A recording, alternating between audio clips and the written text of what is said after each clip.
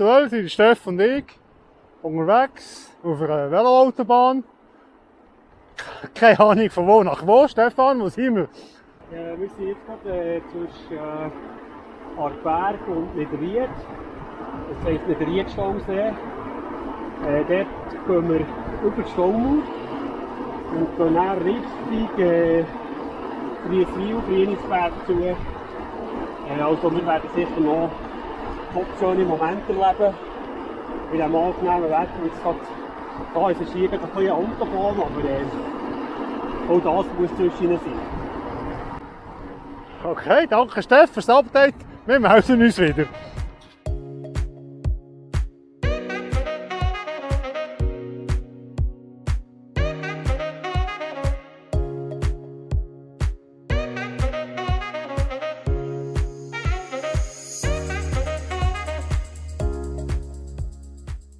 Stefan und ich sind jetzt gerade im letzten Aufstieg vor dem Kutzenturm.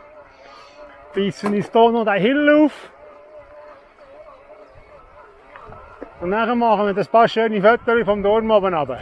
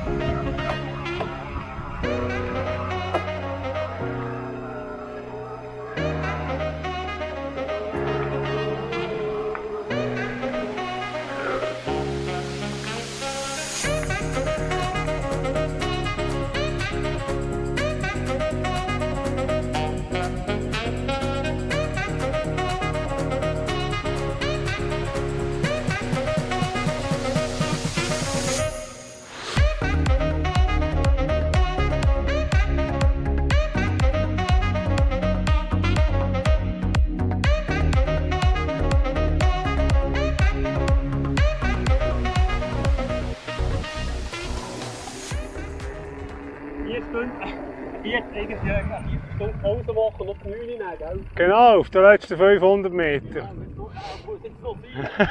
Ja, Genau.